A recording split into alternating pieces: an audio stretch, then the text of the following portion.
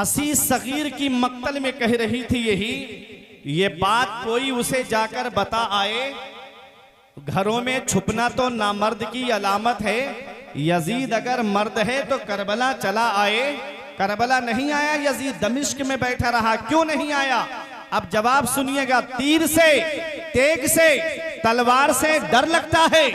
तीर से, तेग से, तलवार से डर लगता है। जा बजा बिखरी हुई लाश से डर लगता है, और इसलिए शाम से करबल में नहीं आया यजीद, उसको ज़ैनब तेरे अब्बास से डर लगता है। नारे तकबीर, नारे रिसालत, नारे गौसियत, मसलके आला हजरत हजरत अल्लामा मुफ्ती फुरकान मंजरी साहिब क़िबला, नारे तकबीर जिंदाबाद। इसलिए शाम से करबल में नहीं आया यजीद, उसको ज़ैनब तेरे अब्बास से डर लगता है।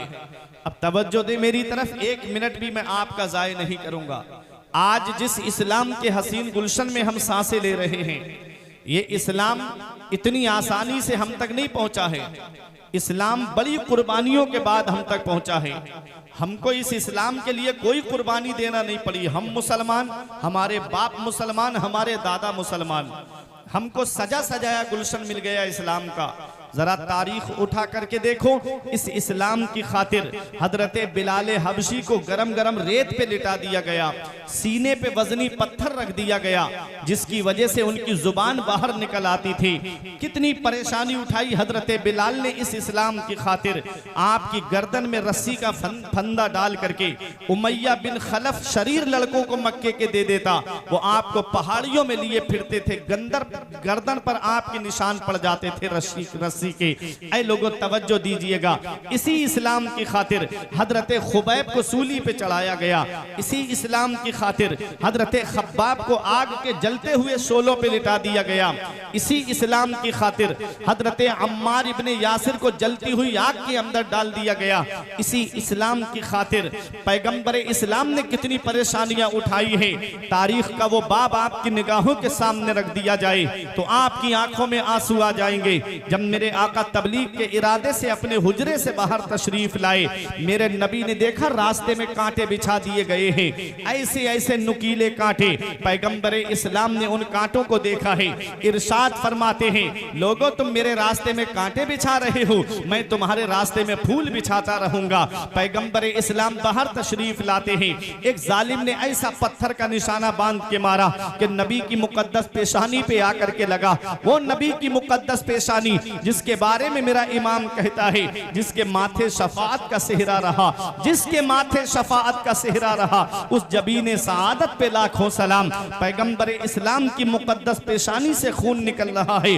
आका अपने हुजरे में तशरीफ लाते हैं। उम्मुल मुमिनीन हजरत खदीजतुल कुबरा ने देखा, रोने लगी, चादर को पानी में भिगोया और नबी की मुकद्दस पेशानी से खून के असर को दूर किया। आज की कोई औरत होती तो कह देती, आपको क्या पड़ी है पेशानी लहू लुहान कराने की, ये कौम जहन्नम में जाना चाहती है तो जाने दीजिए। वो उम्मुल मोमिनीन है, तमाम मोमिनों की माँ है, उनका एहसान है तमाम मोमिनों पर। अर्ज करती हैं, या रसूल अल्लाह, अल्लाह आपकी मेहनतों को जाय नहीं फरमाएगा। पैगंबर इस्लाम तबलीग के इरादे से हरम शरीफ में तशरीफ लाते हैं। नबी की मुबारक गर्दन में चादर का फंदा डाल दिया गया, नबी की मुकद्दस गर्दन पे चादर का निशान पड़ गया। कितनी परेशानियां उठाई पैगंबर इस्लाम ने इस इस्लाम की खातिर। आका हरम शरीफ में नमाज पढ़ रहे हैं, एक जालिम ऊंट की ओजड़ी लेकर के आया, नबी की मुकद्दस पुश्त पे ला करके उसने रख दी। हजरत फातिमा ने आकर के वो ऊंट की ओजड़ी को हटाया। कितनी परेशानियां उठाई हैं मेरे आका ने इस इस्लाम की खातिर। आका ताइफ के मैदान में तशरीफ ले गए तबलीग के लिए। अबू जहल ने पहले ही शरीर लड़कों को तैयार कर रखा था। अबू जहल कहता है, जैसे ही मोहम्मद तबलीग के लिए आए तुम चारों तरफ से पत्थरों की बारिश कर देना। मेरे आका जैसे ही तबलीग के लिए पहुंचे, चारों तरफ से पत्थरों की बारिश हो रही है। पत्थर मेरे आका के जिस्म मुबारक पे आकर के लग रहे हैं। नालैन शरीफ खून से भर गई मेरे आका की। अल्लाह अकबर। आका आका एक बाग के अंदर तशरीफ ले गए।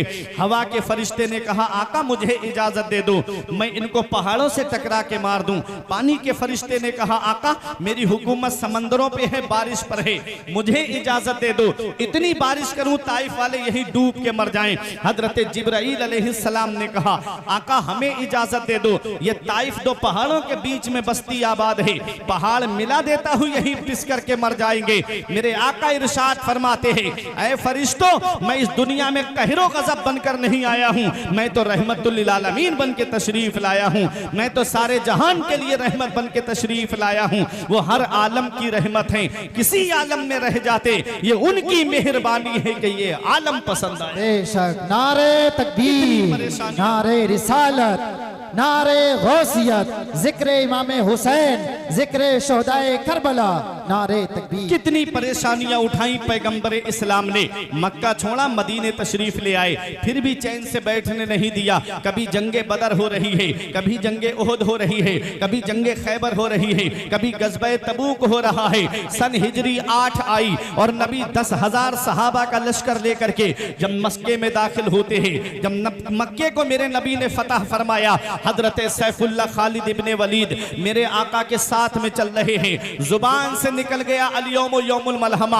आज का दिन बदला लेने का दिन है, आज का दिन खूरेजी करने का दिन है। जिसने हमारे नबी को सताया है चुन चुन करके उनसे बदला लिया जाएगा। मेरे आका फरमाते ओ सैफुल्लाह खालिद इब्ने वलीद ये ना कहो आज का दिन बदला लेने का दिन है, ये कहो आज का दिन तो रहम करने का दिन है, आज का दिन तो माफ करने का दिन है, आज का दिन दरगुजर फरमाने का दिन है। हरम शरीफ में आका तशरीफ फरमा है, जिन्होंने नबी के रास्ते में कांटे बिछाए डरे सहमे बैठे हैं, नबी के रास्ते में कूड़ा डाला डरे सहमे बैठे हैं, पैगंबर इस्लाम को सताने वाले डरे हुए हैं। पता नहीं आज हमारे साथ क्या मामला होगा।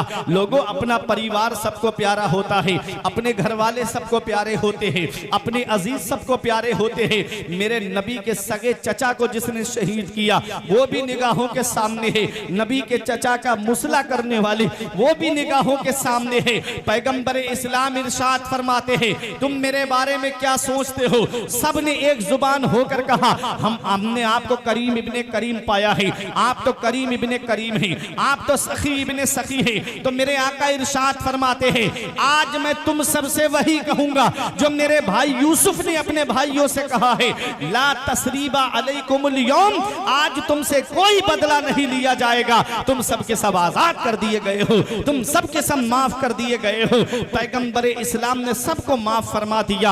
आला हजरत अजीमुल बरकत पुकार उठे, ये वही हैं जो बख्श देते हैं, ये वही हैं जो बख्श देते हैं। जिसके रास्ते में कांटे बिछाए जाएं और वो बदला ना ले, जिसके ऊपर जुल्म किया जाए और वो बदला ना ले, जिसके परिवार को सताया जाए और वो बदला ना ले। ये मेरे नबी की शान है कि नबी के चचा को जिन्होंने शहीद किया था आका ने उन्हें माफ फरमा दिया, और सिर्फ माफ ही नहीं फरमाया है, सहाबियत का मकाम भी अता फरमाया है, सहाबियत का दर्जा भी अता फरमाया है।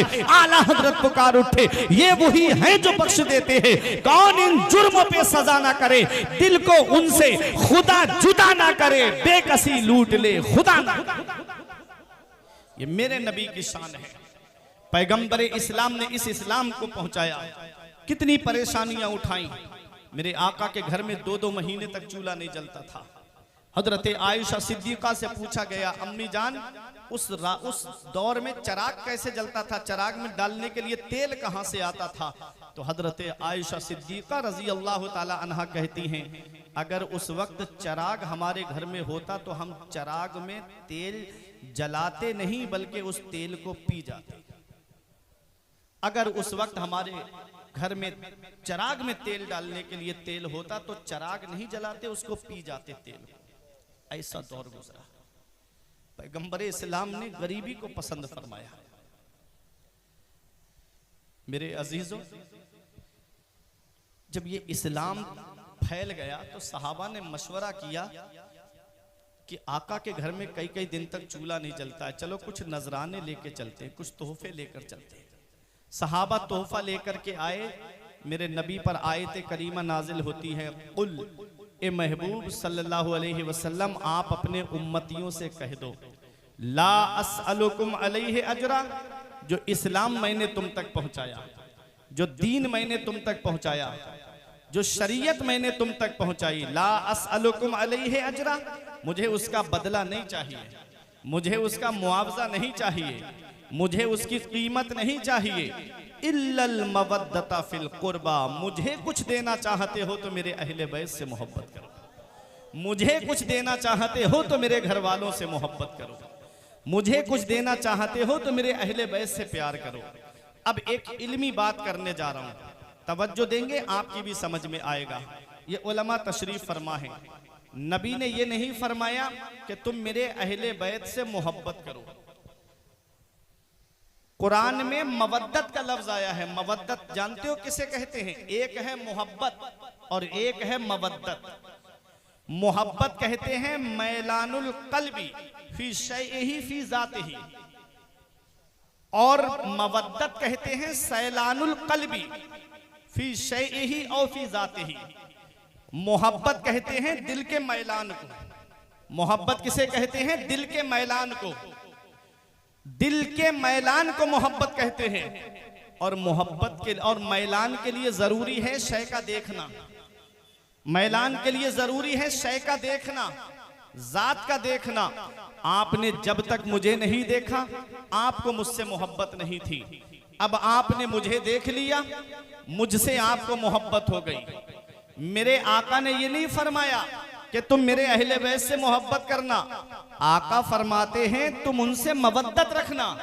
मतलब ये है कहीं ऐसा ना हो कि आने वाले वक्त में कोई ये कह दे कि हमने हुसैन को देखा नहीं है, पता नहीं हुसैन के हाथ कैसे होंगे, हमने हुसैन को देखा नहीं है, पता नहीं हुसैन चलते कैसे होंगे, हमने हुसैन को देखा नहीं है, पता नहीं हुसैन बोलते कैसे होंगे। मेरे आका फरमाते हैं तुम मेरे अहले बैत से मवद्दत करना। मवद्दत का माना है कि जिसके बगैर चैन ही ना पड़े, अहले बैत से मवद्दत रखना। इसका मतलब ये है कि 1450 साल गुजर गए, हमने हुसैन को देखा नहीं है और हुसैन का लंगर आज हर घर में पक रहा है, हुसैन को याद आज हर घर में किया जा रहा है। जिंदाबाद जिंदाबाद, बेशक बेशक। देखा नहीं है, आज भी हुसैन को हम अपनी मजलिसों में याद कर रहे हैं, अपने घरों में याद कर रहे हैं, तन्हाइयों में याद कर रहे हैं, खलवत में याद कर रहे हैं, जलवत में याद कर रहे हैं। ऐ लोगों, मोहब्बत और मवद्दत का फर्क मैंने आपको बता दिया। कुरान कहता है कि नबी ने आयत करीमा पढ़कर सुनाई, तुम मेरे अहले बैत से मवद्दत करना, तुम मेरे अहले बैत से मवद्दत रखना। मवद्दत का माना आप समझ गए, जिसके बगैर आदमी को चैन ही ना पड़े। और सुनो, मछली को पानी से मोहब्बत नहीं है, मछली को पानी से मवद्दत है। आप तो नदी के किनारे रहते हो, आप मुझसे ज्यादा अच्छा जानते हो। मछली पानी के अंदर रहती है तो जिंदा रहती है, मछली को पानी से मोहब्बत नहीं है, मवद्दत है। पानी से ज्यादा ताकतवर चीज दूध होता है। आप मछली को पकड़ कर लाओ और एक कढ़ाव के अंदर दूध रख देना और उसमें मछली को डाल देना, बताओ क्या मछली जिंदा रहेगी? मछली को अगर पानी से निकाल के दूध में छोड़ दोगे, क्या मछली जिंदा रहेगी? मर जाएगी, मछली जिंदा नहीं रहेगी। ये मछली को पानी से मोहब्बत नहीं है, पानी से मवद्दत है। पानी में रहेगी तभी जिंदा रहेगी। नबी फरमाते हैं तुम मेरे अहले बैत से मवद्दत करना। मतलब ये है कि जैसे मछली बगैर पानी के जिंदा नहीं रहती है, ऐसे ही सुन्नी अहले बैत के जिक्र के बगैर जिंदा नहीं रहता। ऐसे ही सुन्नी अहले बैत के जिक्र के बगैर जिंदा नहीं रहता है। मेरे अजीजों, कौन अहले बैत है? हम सुन्नी हैं। हम अल्हम्दुलिल्लाह, हमारे एक हाथ में सहाबा का दामन है और दूसरे हाथ में अहले बैत का दामन है। हम सुन्नी हैं, अहले सुन्नत वल जमात हैं। मेरे आका ने फरमाया मेरे अहले बैत की मिसाल नूह अलैहिस्सलाम की कश्ती की तरह है। जो इसमें बैठ गया वो पार हुआ और जो नहीं बैठा वो डूब गया, वो हिलाक हुआ। समझते रहिएगा। समझ में आ रही मेरी बात? परेशान तो नहीं हो रहे पीछे वाले? अब सुनने वाले रह गए, अब जलसा सुनने वाले रह गए ना। अभी सुनाऊंगा मैं आपको इमाम हुसैन का जिक्र। पहले अहले बैत का मकाम भी तो समझ लो, पहले अपना मसलक भी तो समझ लो। मसलक आला हजरत है क्या? सुनो, नबी फरमाते हैं मेरे अहले बैत की मिसाल नूह अलैहिस्सलाम की कश्ती की तरह है। नूह अलैहिस्सलाम की कश्ती किस चीज की थी? क्या लोहे की थी? नूह अलैहिस्सलाम की कश्ती लकड़ी की थी और कश्ती के अंदर 3 खाने बने हुए थे। उसके अंदर जो बैठ गया वही पार हुआ था। उनका सगा बेटा नहीं बैठा नूह अलैहिस्सलाम का कश्ती के अंदर, डूब गया, हिलाक हो गया। पूरा वाकया कुरान के अंदर आया है कि नूह अलैहिस्सलाम की कश्ती जब चल रही थी पानी के ऊपर, तो नूह अलैहिस्सलाम ने देखा कि उनका बेटा डूब रहा है। आवाज दिया, मेरे बेटे आजा कश्ती के अंदर बैठ जा। उसने कहा पहाड़ की ऊंची ऊंची चोटियां मुझे बचा लेंगी, आज ये पहाड़ मुझे बचा लेंगे। नूह अलैहिस्सलाम ने फरमाया बेटा आज तुझे अल्लाह के फजल के सिवा कोई नहीं बचाएगा, कश्ती के अंदर आ जाएगा तभी बचेगा। उसने कहा मैं नहीं आऊंगा। वो डूबने लगा, जब एक लहर गिरदाब में फंस गया, डूबने लगा। बाप तो बाप होता है, दिल में ख्याल आया कि मेरा बेटा डूब जाएगा। आवाज दिए, मेरे परवरदिगार मेरा बेटा डूब रहा है, इसे बचा लिया जाए। आवाज आती है, या नूह इन्नहु लैसा मिन अहलिक, ऐ नूह ये तुम्हारा बेटा नहीं है।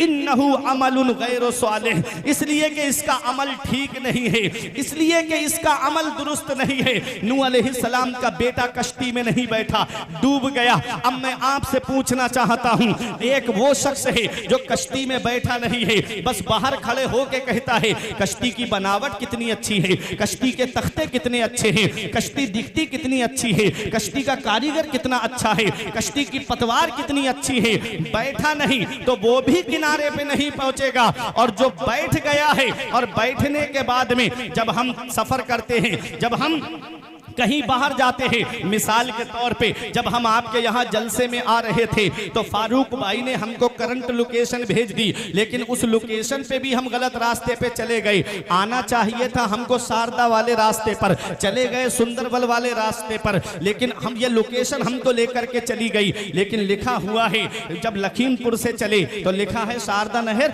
15 किलोमीटर है, और आगे बढ़े लिखा है 10 किलोमीटर है। तो ये जगह जगह मैप लगे हुए, जगह जगह कुछ निशान लगे हुए हैं, जगह जगह बोर्ड लगा है कि फला जगह फला इतनी दूरी पे रह गई है। तवज्जो दीजिएगा मेरी तरफ। आज हम जब सफर करते हैं, इधर जाएंगे धौरारा 15 किलोमीटर है, और आगे बढ़ेंगे सिसैया 20 किलोमीटर है, और आगे बढ़ेंगे नानपारा 15 किलोमीटर है, और आगे बढ़ेंगे बहराइच 40-45 किलोमीटर है। तो हम बोर्ड पत्थर पे निशानों पे देखते हुए चले जाते हैं। मोबाइल में मैप लगा लिया, उससे रास्ता पता कर लेते हैं।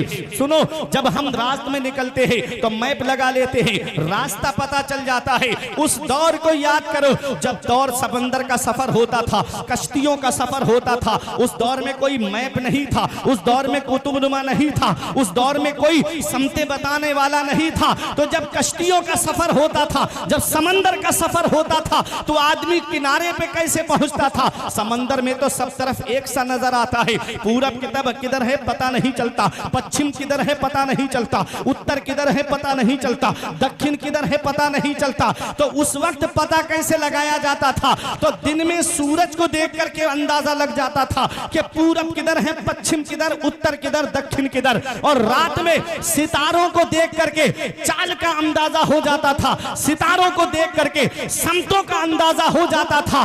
पैगंबर इस्लाम की बारगाह में हमने अर्ज किया, या रसूल अल्लाह, हम अहले बैत की कश्ती में बैठ गए हैं, अहले बैत की मोहब्बत की कश्ती में हम सवार हो गए हैं, आका हम किनारे पे कैसे पहुंचेंगे? तो या रसूल अल्लाह, हमें किनारे पे पहुंचने के लिए सितारों की भी तो जरूरत पड़ेगी। नबी की बारगाह से जवाब मिलता है, अस्हाबी कन नुजूम बिअय्यिहिम इक्तदैतुम इहतदैतुम, मेरे सारे सहाबा सितारों की मिसल है, एक की भी पैरवी करोगे रास्ता पा जाओगे, हिदायत पा जाओगे। पता चला नबी के अहले बैत कश्ती है और सहाबा सितारे हैं। कश्ती में बैठोगे तो सितारों का सहारा लेना पड़ेगा, तभी मंजिल पे पहुंचोगे, तभी किनारे पे पहुंचोगे। अब एक भाई भी खामोश नहीं रहेगा। आसमान में 4 बड़े सितारे हैं, एक सितारा पूरब में दिखता है, एक पश्चिम में दिखता है, एक उत्तर में दिखता है, एक दक्षिण में दिखता है। आसमान में 4 बड़े सितारे हैं, जिससे आदमी को संतों का अंदाजा लग जाता है। हम अहले बैत की कश्ती में बैठ गए तो जमीन पर नबी के सितारे कौन है? तो सुनो, एक सितारे का नाम अबू बकर सिद्दीक है, एक सितारे का नाम उमर फारूक आजम है, एक सितारे का नाम उस्मान गनी है और एक सितारे का नाम मौला अली शेर खुदा है। नारे तकबीर, सारे लोग बोले नारे रिसालत, नारे रिसालत। हजरत अल्लामा मुफ्ती फुरकान मंजरी साहब क़िबला, नारे तकबीर, माशाअल्लाह, बहुत खूब, जिंदाबाद जिंदाबाद। अब कौन है जो कामयाब होगा? हम अल्हम्दुलिल्लाह सहाबा से भी मोहब्बत करते हैं और अहले बैत से भी मोहब्बत करते हैं। हमारे एक हाथ में सहाबा का दामन, दूसरे हाथ में अहले बैत का दामन। अब आला हजरत का शेर सुनो, अहले सुन्नत का है बेड़ा पार असहाबे रसूल। एक फिरका वो है कि जो सिर्फ अहले बैत को मानता है, सहाबा को नहीं मानता, वो है राफजी। और एक फिरका वो है कि जो सिर्फ सहाबा को मानता है, अहले बैत को नहीं मानता है, वो है नासिबी। और एक फिरका वो है जो दोनों को नहीं मानता है, वो है खारजी। हम सहाबा को भी मानते हैं, अहले बैत को भी मानते हैं, हदीस को भी मानते हैं, कुरान को भी मानते हैं। हम हैं अहले सुन्नत वल जमाअत। इसी को आला हजरत ने यूं आला हजरत शेर में बयान फरमाते हैं कि अहले सुन्नत का है बेड़ा पार असहाबे रसूल।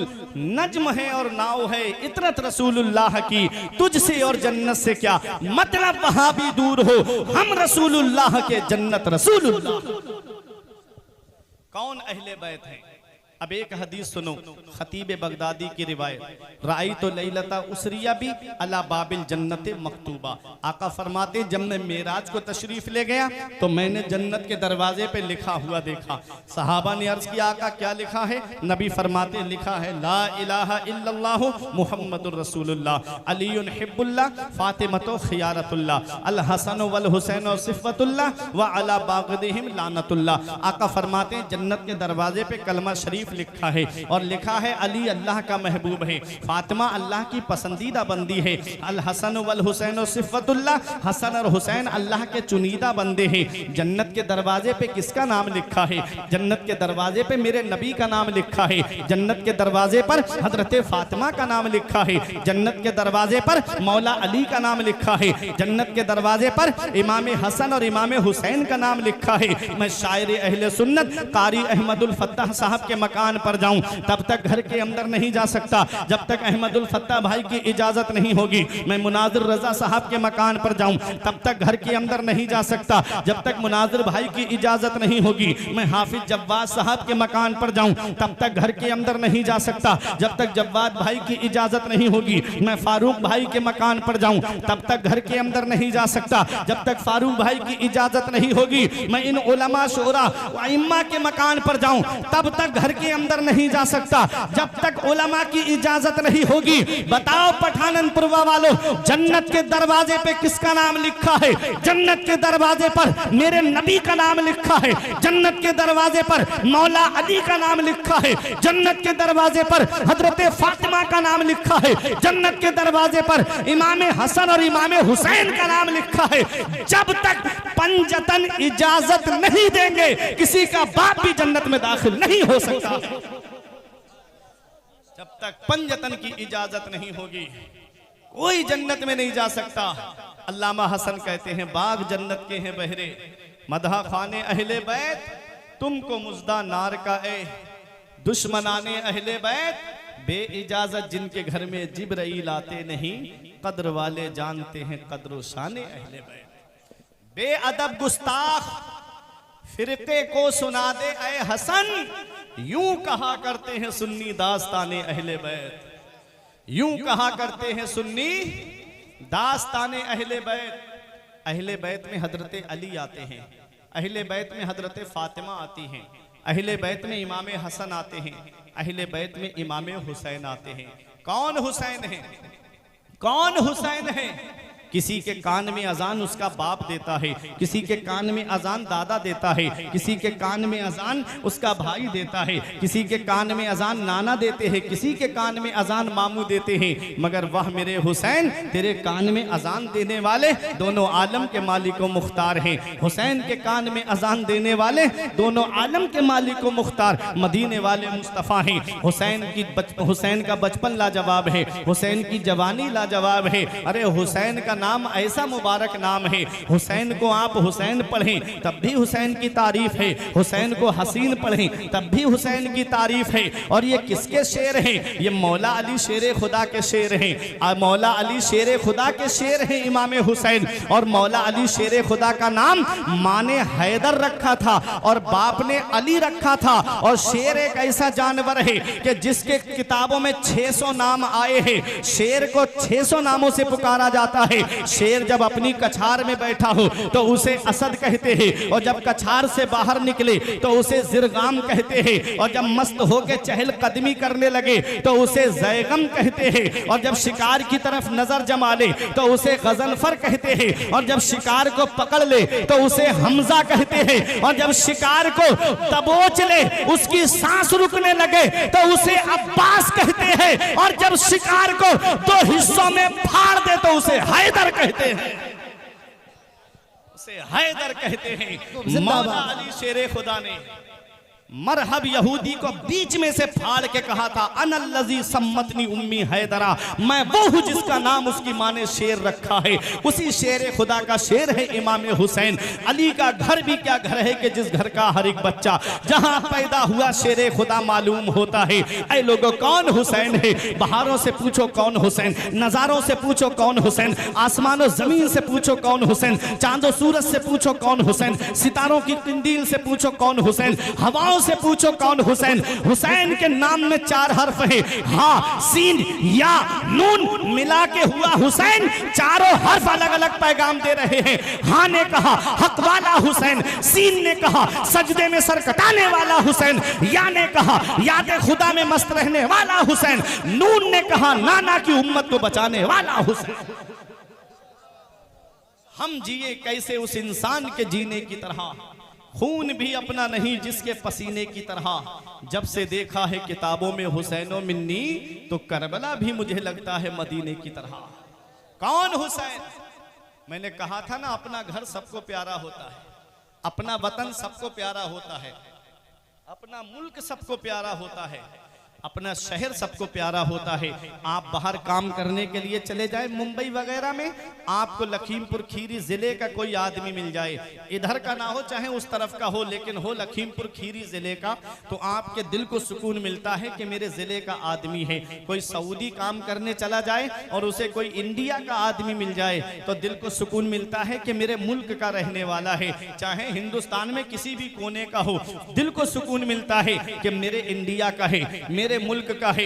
ऐ लोगों, अपना घर सबको प्यारा होता है। इस इस्लाम ने जब घर की कुर्बानी मांगी थी, हुसैन ने अपना घर छोड़ दिया। इस इस्लाम ने वतन की कुर्बानी मांगी, हुसैन ने अपना वतन छोड़ दिया। इस इस्लाम ने बच्चों की कुर्बानी मांगी, हुसैन ने बच्चे पेश कर दिए। इस इस्लाम ने माल की कुर्बानी मांगी, हुसैन ने माल पेश कर दिया। इस्लाम ने खुद हुसैन की कुर्बानी मांगी, हुसैन ने अपनी कुर्बानी पेश कर दी। ऐ लोगों, जरा तवज्जो दीजिएगा, अपना घर सबको प्यारा होता है। जब वतन की कुर्बानी मांगी, और वतन भी वो प्यारा वतन जिसके लिए हम 5 वक्त नमाजों में दुआ करते हैं, दिखा दे या इलाही वो मदीना कैसी बस्ती है जहां पर रात दिन मौला तेरी रहमत बरसती है। अल्लाह अकबर। हुसैन ने जब मदीना छोड़ा था तो आप सोचिएगा इमाम हुसैन के दिल पे क्या बीती होगी। ऐ लोगों, आज 8 दिन मदीने में रहने वाला हाजी जब मदीना छोड़ता है, ये शायर अहले सुन्नत कारी अहमदुल फत्ताह साहिब किबला ने उम्रा किया है, मदीने के जलवे देखे हैं। रमजान शरीफ के महीने में हर साल उम्रा करने के लिए जाते हैं।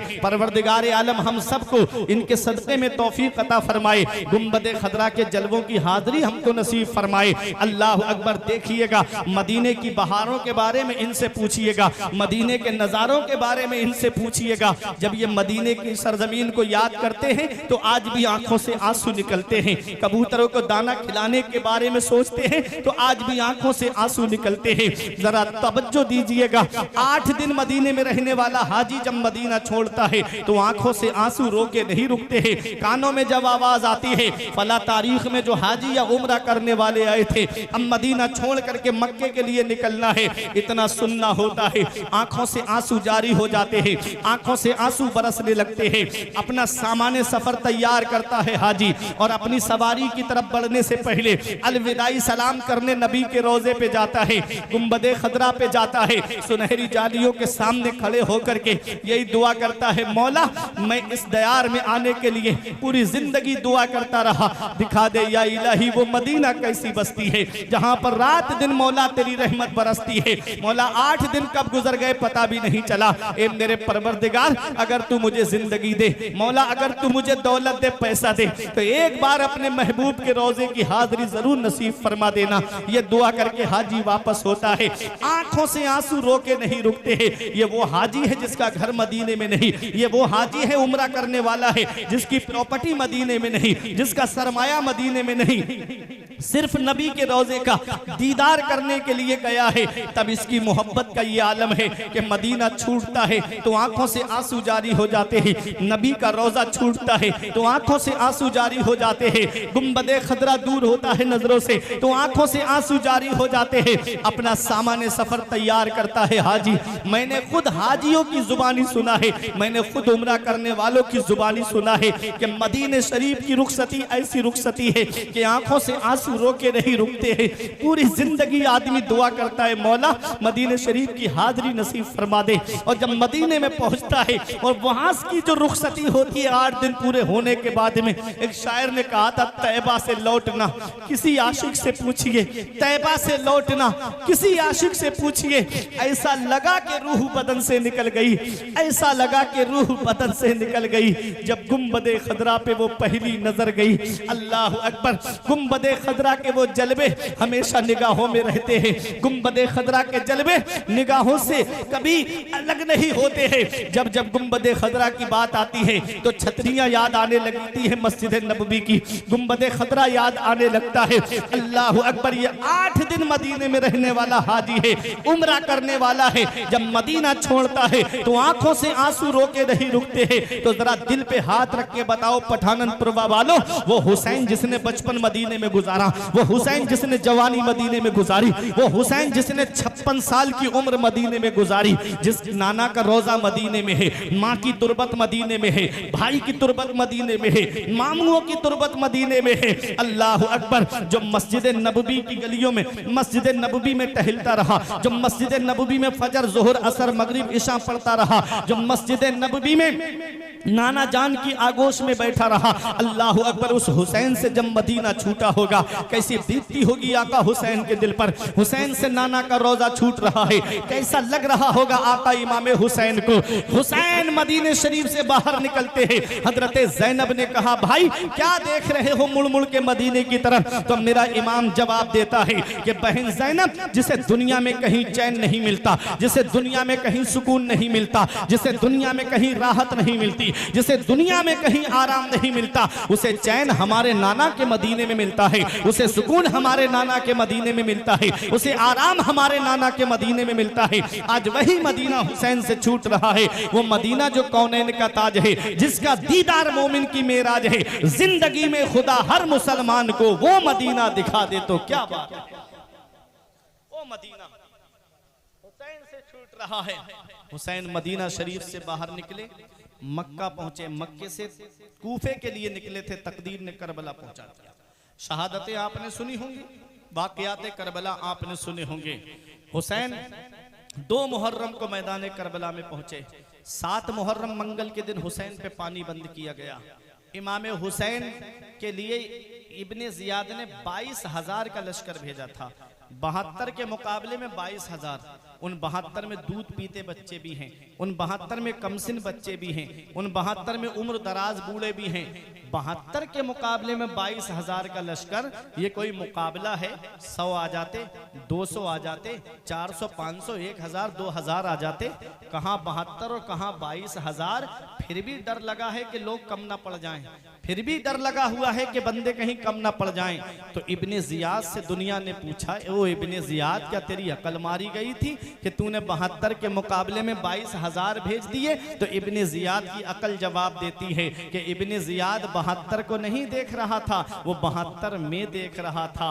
को देखना और है, में देखना और है, घर को देखना और है, घर में देखना और है। वहाबियों ने नबी के हाथों को देखा, खाली नजर आए, किताबों में लिख दिया जिनका नाम मोहम्मद या अली है वो किसी चीज के मालिक व मुख्तार नहीं। आला हजरत ने हाथों में देखा, दोनों जहान के खजाने नजर आए, तो लिखते हैं मालिक कौनैन हैं वो पास कुछ रखते नहीं, दो जहां की नेमतें हैं उनके खाली हाथ में। वो देखना और है, में देखना और है। इब्ने जियाद 72 को नहीं देख रहा था, वो 72 में देख रहा था। उन्हीं 72 में शेर खुदा के ऐसे शेर आए हुए हैं कि तन्हा एक शेर हजारों बकरियों के लिए काफी है। और कैसे शेर? इमाम हुसैन के 4 भाई तो हजरत अब्बास थे, फिर हजरत मुस्लिम बिन अकील के भाई, वो भी इमाम हुसैन के भाई, फिर इमाम हुसैन के 3 बेटे मैदान करबला में, फिर इमाम हुसैन के 2 भतीजे मैदान करबला में, एक हजरत हसन मुसन्ना और एक हजरत कासिम, और एक और थे जिनका नाम अब्दुल्ला था। ए लोगों, ये इमाम हुसैन के परिवार के तकरीबन 18 या 19 लोग थे जिन्होंने जामे शहादत मैदान करबला में नोश किया है। घर के 2 बेटे बाकी रहे, इमाम हसन के बेटे हजरत हसन मुसन्ना जो करबला के मैदान में थे, जिनको कैदी बनाया गया था। ये बात आपने नहीं सुनी होगी, इमाम हसन के बेटे को भी कैदी बनाया गया था, हसन मुसन्ना को। और इमाम हुसैन के बेटे हजरत जैनुल आबिदीन को भी कैदी बनाया गया था। हसन मुसन्ना के जो बेटे थे उनको अस्मा बिन खारजा ने कुछ यजीदियों को पैसे देकर के उनको आजाद करा लिया था, उनको छुड़ा लिया था, कहा था कि इनको इब्ने जियाद के दरबार तक पहुंचने नहीं दूंगा। अब तवज्जो दीजिएगा, इमाम हुसैन मैदान करबला में है, सुबह से लाशें उठा उठा के थक गए। यजीदियों ने सोचा अब हुसैन में इतनी सकत कहां कि हुसैन हमसे मुकाबला कर सके, मेरा इमाम अपने खेमे में तशरीफ लाता है। क्या देखा, हजरत ज़ैनब कुरान पढ़ रही हैं, हजरत ज़ैनब कुरान की तिलावत कर रही हैं। ऐसे आलम में कुरान पढ़ा जा रहा है करबला के मैदान में, जहां बेटों के जिस्म निगाहों के सामने, भतीजों के जिस्म निगाहों के सामने, भाइयों के कटे हुए बाजू निगाहों के सामने, ऐसे आलम ने हजरत ज़ैनब कुरान पढ़ रही है। वो मेरी माँ और बहनें जरा सोचे, जो आशूरा के दिन 10 मुहर्रम को मेलों में गलियों में बेपर्दा घूमती नजर आती हैं, लेकिन कुरान की तिलावत नहीं करती, नमाज की पाबंदी नहीं करती, जो कुरान की तिलावत छोड़ देती हैं लेकिन टीवी पर सीरियल देखना नहीं छोड़ती, टीवी पर नाटक देखना नहीं छोड़ती, फिल्में देखना नहीं छोड़ती, वो क्या जवाब देंगी हजरत ज़ैनब को, क्या जवाब देंगी हजरत फातिमा को, क्या जवाब देंगी हजरत सकीना को? अल्लाह अकबर। मेरे इमाम ने कहा, बहन ज़ैनब, मैं मैदान करबला जा रहा हूं। बहनों को भाई से एक अलग मोहब्बत होती है, बहनों को भाइयों से एक अलग प्यार होता है। इतना वो बहन, और वो भी ऐसी बहन कि जिसने मदीने से लेके मक्के तक, मक्के से लेके करबला तक अपने भाई हुसैन का साथ नहीं छोड़ा, अपने बच्चों को भी लेकर के आई और मैदान करबला में अपने भाई के साथ में रही। हुसैन फरमाते, बहन ज़ैनब, तूने मदीने से लेके मक्के तक, मक्के से लेके करबला तक अपने भाई हुसैन का साथ दिया है, हर मकाम पे साबिरा और शाकिरा रही है। आज तेरा भाई तुझे एक वसीयत करके जा रहा है, जब हुसैन के जिस्म पे तलवारें लगते देखे तो सब्र करना, जब हुसैन के जिस्म पे नेज़े लगते देखे तो सब्र करना। अपनी बीबी शहरबानों को सब्र की तलकीन फरमाते हैं, उम्मे रुबाब को सब्र की तलकीन फरमाते हैं, उम्मे लैला को सब्र की तलकीन फरमाते हैं। बेटियों को बाप से एक अलग मोहब्बत होती है, बेटियों को बाप से एक अलग प्यार होता है। बाप की तबीयत खराब हो जाए, एक फोन बेटे को करके देखना, अगर वो बाहर होगा तो आने में कहेगा, आज ट्रेन नहीं मिलेगी, कल आ जाऊंगा, आज टिकट नहीं मिला है, कल आ जाऊंगा। और एक फोन बेटी को करके देखना, अपने बाप की तबीयत के बारे में सुनेगी, दौड़ी चली आएगी बाप की तबीयत को देखने के लिए। बेटियों को बाप से एक अलग प्यार होता है। अल्लाह अकबर। करबला के मैदान में मेरे इमाम ने जब अपनी बच्ची सकीना को सीने से लगा के फरमाया, बेटी मैं मैदान करबला जा रहा हूँ। अब अर्ज करती है, बाबा कासिम गए वापस नहीं आए, अली अकबर गए वापस नहीं आए, अली असगर गए वापस नहीं आए, चचा अब्बास गए वापस नहीं नहीं आए। बाबा हम आपके बाद किसके सहारे रहेंगे? मुझे नींद आती है तो आपके सीने पे सर रख के सोती हूँ, तब मुझे रात को नींद आती है। इमाम हुसैन फरमाते, बहन ज़ैनब, हुसैन का इम्तिहान करबला में पूरा हो रहा है, यहाँ से तुम्हारा इम्तिहान शुरू हो रहा है। मेरी बच्ची सकीना को दीवारों से हाथ लगा के रोने मत देना। हुसैन सब्र की तलकीन फरमाते हैं। हुसैन मैदान करबला में तशरीफ ला रहे हैं। इमाम हुसैन के जवान बेटे इमाम ज़ैनुल आबिदीन कहते हैं, बाबा मेरे होते हुए आप मैदान करबला नहीं जा सकते। फरमाया, बेटा तुम्हारा वक्त अभी नहीं आया है, तुझसे मेरी नस्ल का सिलसिला चलेगा, तुझसे सैयदों का सिलसिला चलेगा, तुझसे आले रसूल का सिलसिला चलेगा। इमाम हुसैन फरमाते हैं, बेटा सब्र से काम लेना, मेरा इमाम मैदान करबला में खड़ा है। 56 साल कुछ महीने की उम्र है मेरे इमाम की। यजीदियों के सामने आखिरी खुतबा देते हैं इत्माम हुज्जत के लिए। फरमाया, इस वक्त पूरी रूए जमीन पर मेरे अलावा कोई नबी का नवासा दुनिया में मौजूद नहीं है। क्यों तुम हुसैन के खून के प्यासे हो? क्यों तुम नबी की आल के खून के प्यासे हो? शिम्र कहता है, हुसैन यजीद की बैत करो या हमसे मुकाबला करो। फरमाया, आ तो तेरा जो सबसे बड़ा पहलवान हो उसे हुसैन के मुकाबले में भेज।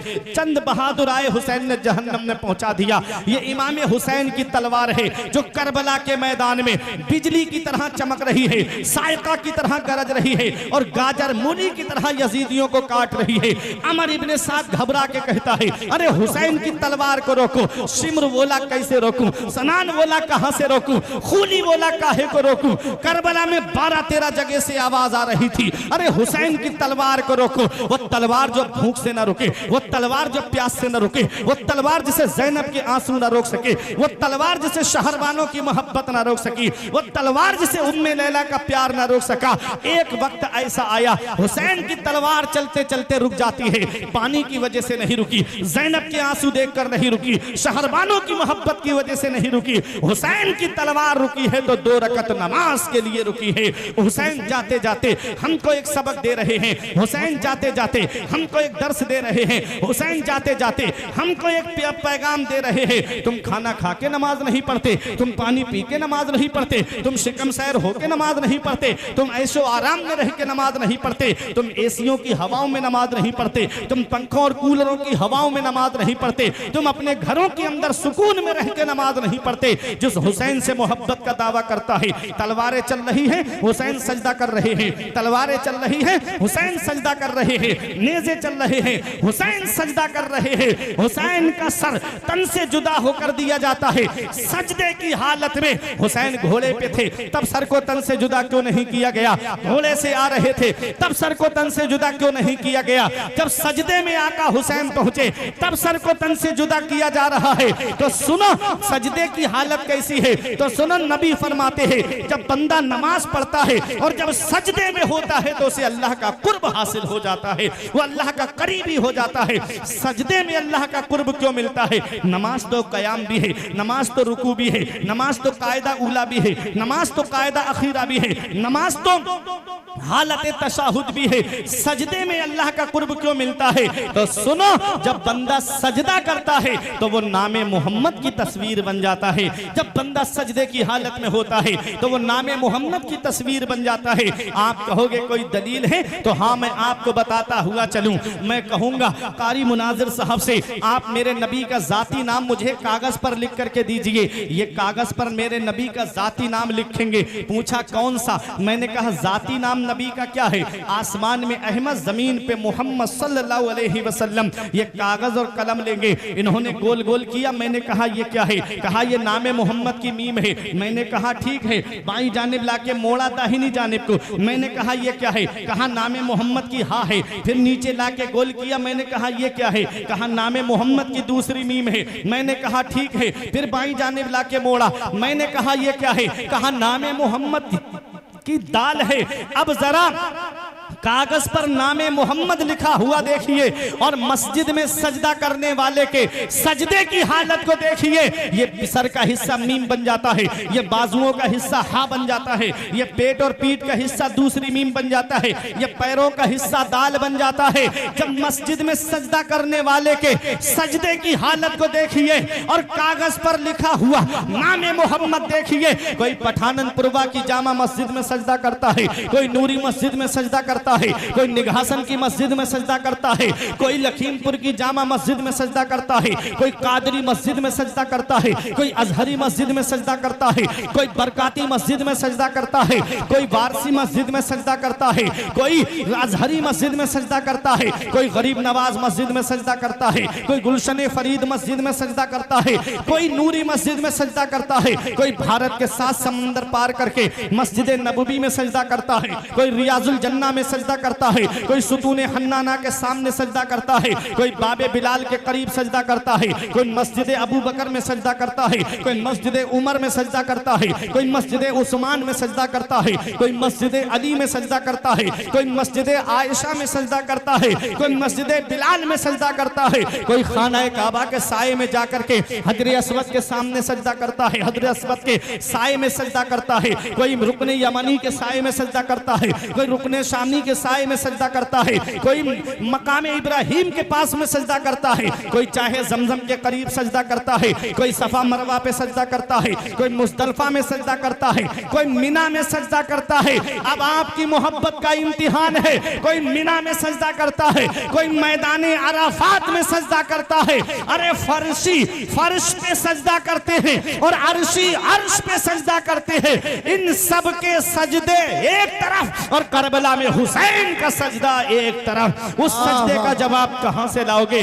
जो पर्चियों के साए में हुआ? उस सजदे का जवाब कहां से लाओगे जो तलवारों के साए में हुआ? उस सजदे का जवाब कहां से लाओगे जो नेज़े के साए में हुआ है? हुसैन का सजदा हमें एक पैगाम दे रहा है, तुमसे कज़ा ना होगी कभी फिर कोई नमाज। तुमने अगर हुसैन का सजदा समझ लिया, ना मस्जिद में ना बैतुल्लाह की दीवारों के साए में नमाज़े इश्क अदा होती है तलवारों के साए में। नमाज़े इश्क अदा होती है तलवारों के साए में।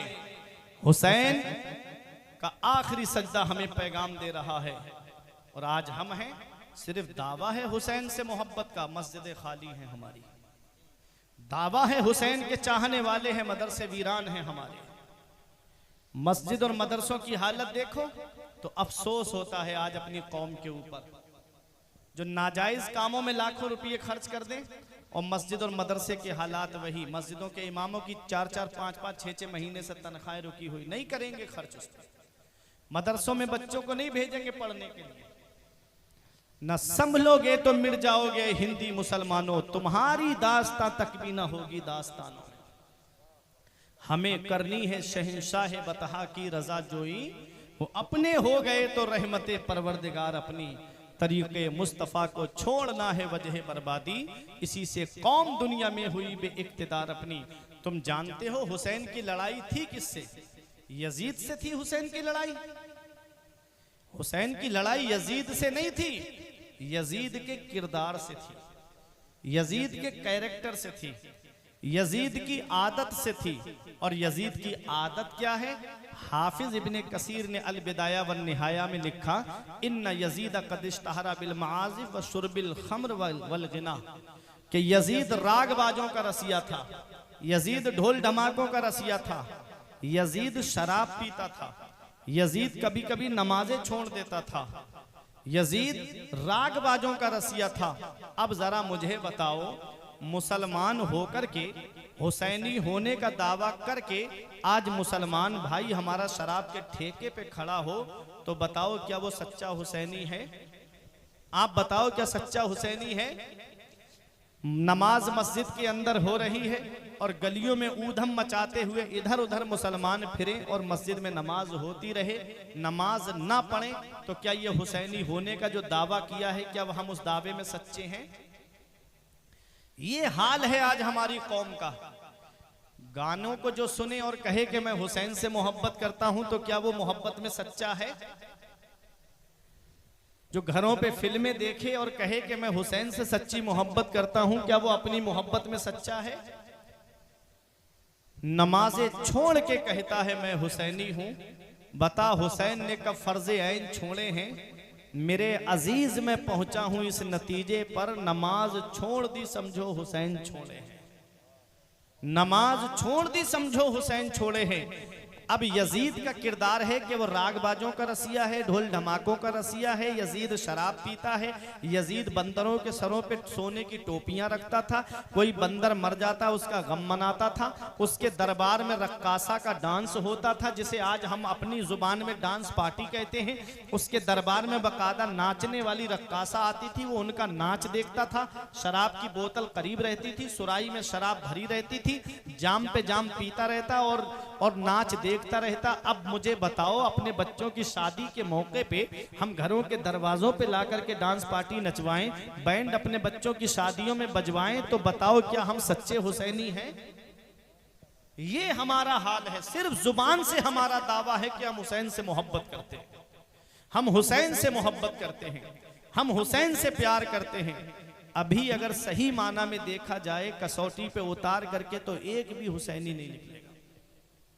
मस्जिदें खाली हमारी, मस्जिदें सूनी हमारी, मदरसे वीरान हो गए हमारे, और हमने सिनेमा हाल आबाद कर दिए। नौजवानों, मौत का कोई भरोसा नहीं है, कब आ जाए, किस जगह और किस हाल में आ जाए। अभी तुमने बकरा ईद के बाद एक फ्लाइट को नहीं देखा था, एयर इंडिया फ्लाइट, 242 के करीब लोग गए थे, लंदन जा रहे थे। एक परिवार के 26 लोग थे मुसलमान, बकरा ईद करने के लिए घर पे आए थे हिंदुस्तान में, वापस जा रहे थे, एक नहीं बचा उसमें से।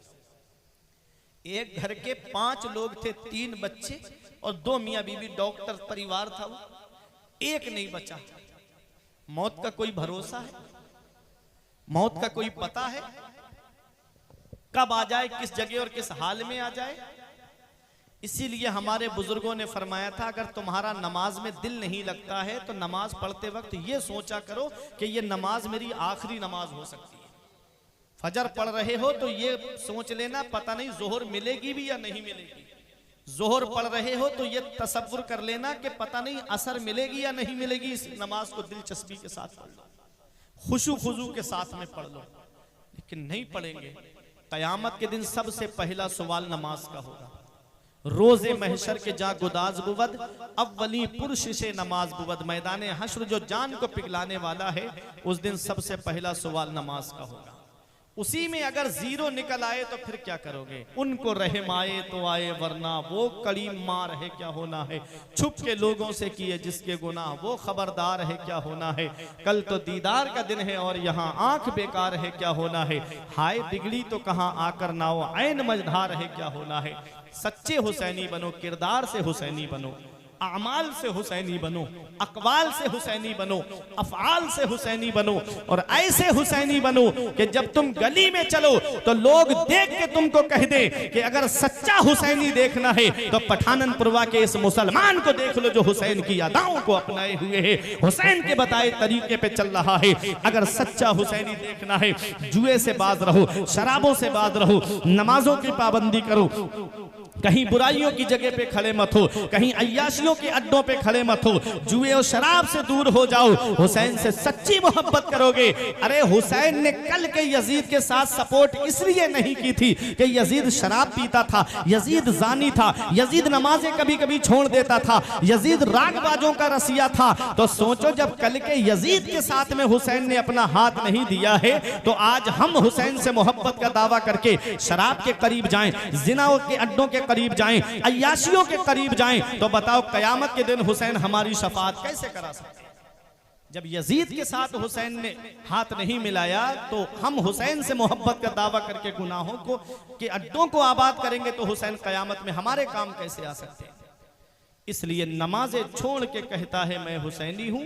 बता हुसैन ने कब फर्ज ऐन छोड़े हैं? मेरे अजीज में पहुंचा हूं इस नतीजे पर, नमाज छोड़ दी समझो हुसैन छोड़े हैं। हुसैन सजदे की हालत में है, सर को तन से जुदा किया गया।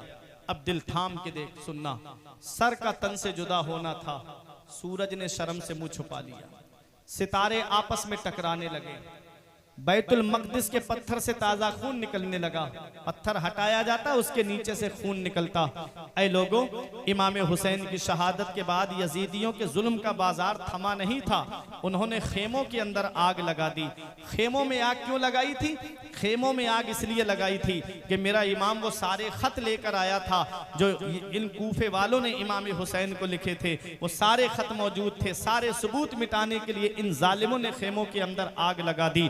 हजरत ज़ैनब का किरदार देखिए, जो हजरत ज़ैनब कभी इस खेमे में जाएं बच्चों को बाहर लेकर के आएं, कभी उस खेमे में जाएं और बच्चों को बाहर लेकर के आएं, कभी हजरत ज़ैनब उस खेमे में जाएं बच्चों को बाहर लेकर आएं। एक जवान को हजरत ज़ैनब अपनी पुश्त पर उठा करके लाती हैं। एक शायर ने कहा था, बचा के शोलों से आबिद को जाके लाई है, कमर पे बारे इमामत उठा के लाई है, अली की बेटी को झुककर सलाम कर इस्लाम, तेरी अमानते घर तक बचा के लाई है। शब्बीर के मकसद की निगहबान है ज़ैनब, हर जुल्म पे एक फतह का ऐलान है ज़ैनब। बुझते हुए शोलों से कोई जाके ये कह दे, इस्लाम को बेदाग बचा ले गई ज़ैनब। ये हजरत ज़ैनब का किरदार है। ऐसे आलम में जब असर का वक्त होता है तो तमाम खेमे वालों से हजरत ज़ैनब कहती हैं कि असर की नमाज पढ़नी है, पानी है नहीं, तयम्मुम करके असर की नमाज पढ़ो। ऐसे आलम में भी नमाज पढ़ी जा रही है। हमारे घर में एक का इंतकाल हो जाए, पूरे घर के होश उड़ जाते हैं, इल्ला माशाअल्लाह कोई है जो नमाज पढ़ता है, वरना फजर, ज़ोहर, असर, मगरिब एक वक्त की नमाज का पता नहीं रहता। और ये हजरत ज़ैनब है। इमाम हुसैन की शहादत को देखा, हजरत अब्बास की शहादत को देखा, हजरत अली असगर की शहादत को देखा है, हजरत कासिम की जवानी लुटते हुए देखी है, हजरत अली अकबर की जवानी लुटते हुए देखी है। फिर भी ऐसे आलम में मैदान करबला में नमाज पढ़ी जा रही है। अल्लाह अकबर, रात की तारीकी छा जाती है। और जब रात की तारीकी छा गई, यजीदियों ने सोचा कि हम अब हमारी लड़ाई हुसैन से थी, हुसैन शहीद हो गए हैं, चलो कुछ खाना हुसैन के खेमे में पहुंचा दिया जाए, कुछ पानी भेज दिया जाए हुसैन को, हुसैन के खेमे की तरफ। अल्लाह अकबर, सोचा जाएगा कौन? हजरत ज़ैनब तलवार लेकर के बैठी हैं, कौन उधर बढ़ेगा? कहा हुर की बीबी को भेजो। हुर की बीबी एक बर्तन में पानी और थोड़ा खाना लेकर के जब हजरत ज़ैनब के करीब गई, आपने फरमाया हमें ये खाना नहीं चाहिए। उसने बहुत इसरार किया, तब आपने खाना लिया। हजरत सकीना को से फरमाया, ए बेटी सकीना ये पानी पी लो। हजरत सकीना कहती हैं, फूफी आपने पानी क्यों नहीं पिया? जैसे आप 3 दिन की भूखी प्यासी हैं, जैसे मैं 3 दिन की भूखी प्यासी हूँ, ऐसे आपने भी तो 3 दिन से कुछ नहीं खाया पिया है। तो हजरत ज़ैनब ने फरमाया, बेटी नाना मुस्तफ़ा ने फरमाया है, पहले छोटों को खिलाओ फिर खाओ, पहले छोटों को पिलाओ फिर पियो। हजरत सकीना कहती हैं, फूफी पहले छोटों को खिलाना पिलाना है। कहा हाँ मेरी बेटी। तब हजरत सकीना ने वो पानी का बर्तन लिया और जहां शुहदा के जिस्म रखे हुए थे उन जिस्मों की तरफ आई और आकर के जिस्मों को हटाने लगी। हजरत ज़ैनब फरमाती, बेटी क्या ढूंढ रही हो? हजरत सकीना कहती है, फूफी हम मदीने शरीफ से एक हीरा लेकर आए थे, हम मदीने शरीफ से एक हीरा लेकर के आए थे, वो मेरा हीरा करबला के मैदान में खो गया है। हजरत सकीना ने हजरत असगर का जिस्म निकाला। हजरत ज़ैनब पूछती है, बेटी क्या हीरा मिला? कहा हाँ मेरी फूफी मेरा हीरा मिल गया। गोद में लेके हजरत अली असगर से कहती हैं, भाई देखो फूफी ज़ैनब कह रही हैं कि नाना मुस्तफ़ा ने फरमाया है कि पहले छोटों को खिलाओ फिर खाओ, पहले छोटों को पिलाओ फिर पियो। जब हम मदीने शरीफ से चले थे भाई, तुमसे छोटा हम अपने साथ किसी को लेकर नहीं आए थे। भाई ये पानी पी लो। किसी ने पानी नहीं पिया, ऐसे ही रखा रहा। अल्लाह अकबर। दूसरा दिन आता है, उन यजीदी जालिमों ने अपने जितने यजीदी कत्ल हुए थे सबका कफन दफन किया, उनकी नमाज जनाजा पढ़ी। हुसैन और उनके साथियों का जिस्म ऐसे ही बेगौर कफन पड़ा हुआ था। अब इमाम हुसैन के सर को नेज़े पे बुलंद किया गया और शुहदा के सरों को नेज़े पे बुलंद करके जब इब्ने ज़ियाद के दरबार में गए तो रास्ते में इमाम हुसैन के सर से कितनी करामतें जाहिर हुई। जब ये सरे मुबारक कूफे में पहुंचने वाला था इब्ने ज़ियाद के दरबार में, उसने कहा काफिले को बाहर रोक दिया जाए। काफिला बाहर ठहरा दिया जाता है। पूरे कूफे को दुल्हन की तरह सजवाया, जैसे हम शादी के मौके पे गली को सजवाते हैं। उसने पूरा कूफा दुल्हन की तरह सजवाया और ढोल बजाने वालों को साइड से खड़ा करके कहा, अब काफिले का इस्तिकबाल करो और दिखाओ कि यजीद जीत गया है, हुसैन हार गए हैं माज़अल्लाह। जब हुसैन का सरे मुबारक इब्ने ज़ियाद के दरबार में जब पहुंचा तो हुसैन के सरे मुबारक को देख करके इब्ने ज़ियाद कहता है, हुसैन यजीद की बैत कर लेते तो ये हाल नहीं होता। अल्लाह अकबर। मैं आपको बताता हुआ चलूं, मेरे इमाम का सर कूफे से दमिश्क के लिए निकला और जब दमिश्क के लिए चला हुसैन का सर तो एक शहर पड़ता है जिसको हिरान कहते हैं। हिरान के करीब से हुसैन का सरे मुबारक गुजर रहा है। नेज़े पे सर बुलंद है। एक शख्स जिसका नाम यहया हिरानी ईरानी था, यहूदी था, तौरात पढ़ रहा था मकान की छत पर। उसने हुसैन के सरे मुबारक को देखा तो मेरे हुसैन के लबहाए मुबारक हिल रहे थे, हुसैन के होठ मुबारक हिल रहे थे। करीब आकर के उसने सुना तो मेरा हुसैन का सर नेज़े पे चल के कुरान की तिलावत कर रहा था, हुसैन का सर नेज़े पे कुरान की तिलावत कर रहा है। नीचे उतर के आया यहया और कहता है कि ये सर किसका है? यजीदियों ने कहा ये हुसैन इब्ने अली का सर है। कहा कौन अली? कहा वो अली जो तुम्हारे नबी के चचाजाद भाई हैं, वो अली जो तुम्हारे नबी के दामाद है। कहा हाँ। कहा कि ये सर अली के बेटे का है। कहा हाँ। कहा तुम्हारे नबी के नवासे का। कहो जालिमो कुछ तो शर्म कर लेते, अपने ही नबी का जिसका कलमा पढ़ते हो उसी नबी के नवासे का सर काट करके ला रहे हो, नेज़े पे बुलंद करके ला रहे हो। इमाम ज़ैनुल आबिदीन के पास यहया हिरानी आया, कुछ तोहफा ले, नजराना लेकर के, कुछ दिरहमो दीनार लेकर के कहा ये मुझसे कबूल कर लो। फरमाया हमको नहीं चाहिए। उसने कहा ऐ इमाम हुसैन के बेटे, तुम गवाह हो जाओ, मैंने तुम्हारे वालिद के सर की करामत को देख करके, नेज़े पे कुरान पढ़ना देख करके आज मैंने यहूदी मजहब छोड़ दिया है और आज मैं इस्लाम का कलमा पढ़ रहा हूं। आज मैं तुम्हारे नाना का कलमा पढ़ रहा हूं और मजहब इस्लाम में दाखिल हो रहा हूं। ये हुसैन का सरे मुबारक है। यहया हिरानी से वो नजराना इमाम ज़ैनुल आबिदीन ने लिया, उसने तलवार निकाली और यजीदियों की तरफ आगे बढ़ा और कई यजीदियों को मारने के बाद में यहया हिरानी भी इमाम हुसैन की मोहब्बत में शहीद हो जाता है। ये मेरे इमाम का सर है। दमिश्क में यजीद के दरबार में पहुंचा और जब यजीद के दरबार में पहुंचा तो यजीद ने भी वही कहा कि हुसैन मेरी बैत कर लेते तो ये हाल नहीं होता। अल्लाह अकबर। वो इमाम ज़ैनुल आबिदीन, तवज्जो दीजिएगा, मेरी तकरीर खत्म होने जा रही है। वो इमाम ज़ैनुल आबिदीन जो सब्र शुक्र का पैकर बने हुए थे, किसी से रास्ते में किसी मकाम पर नहीं बोले। यजीद ने कहा कि आप मुझसे कुछ मांगिए मैं आपको दूंगा। फरमाया हम तुझसे क्या मांगेंगे? उसने कहा फिर भी कुछ तलब कीजिए। फरमाया मैं तुझसे चंद बातें चाहता हूं। कहा क्या? कहा कि आज जुमे का दिन है, खुतबा पढ़ने की इजाजत मुझे मिलनी चाहिए, मैं खुतबा पढ़ूंगा दमिश्क की जामा मस्जिद में। यजीद कहता है ठीक है। कहा दूसरी शर्त मेरी ये है कि जिन जिन ने मेरे बाबा को शहीद किया है उनको ला करके मेरे हवाले कर ताकि मैं उनसे बदला लूं। इमाम हुसैन के सर को जिन लोगों ने इमाम हुसैन को शहीद किया है उस सर को तन से जुदा करने वाले सबको मेरे सामने ला करके खड़ा कर, मैं उनसे अपने बाबा के कत्ल का बदला लूंगा। यजीद ने पूछा किसने हुसैन को शहीद किया है? अब अमर इब्ने साद कहता है मैं क्यों करूंगा। इब्ने जियाद कहता है मुझे क्या मतलब। खूली कहता है मुझे क्या मतलब। सब इनकार करने लगे कि हमने नहीं किया, हमने नहीं किया। एक यजीदी ने कहा जिसको अपनी हुकूमत का खतरा था उसने इमाम हुसैन को शहीद करवाया है। यजीद समझ गया मामला मेरी तरफ आ रहा है। उसने कहा कि चलो इमाम ज़ैनुल आबिदीन मैं तुम्हारी ये शर्त पूरी नहीं कर सकता। इमाम ज़ैनुल आबिदीन ने फरमाया तीसरी शर्त मेरी ये है तमाम शुहदा के सर मुझे वापस किए जाएं ताकि मैं उनके जिस्मों के साथ उनको दफन कर सकूं। यजीद कहता है ठीक है। कहा चौथी शर्त मेरी ये है कि हमारे काफिले को हिफाजत के साथ मदीना पहुंचाया जाए, हम मदीना जाना चाहते हैं। जुमे का दिन था, हुसैन का लाडला मस्जिद में खड़ा है खुतबा देने के लिए। फसाहत तो इस बारगाह की बांधी है, बलागत तो इस बारगाह की लौंडी है। जब ये बोलते हैं तो फूल इनके लबों से झड़ते हैं। हुसैन का बेटा खड़ा होता है मिंबर पर और एक ऐसा खुतबा दिया कि मस्जिद में जितने लोग बैठे थे एक ऐसा नहीं जिसकी आंख से आंसू ना निकलता हो।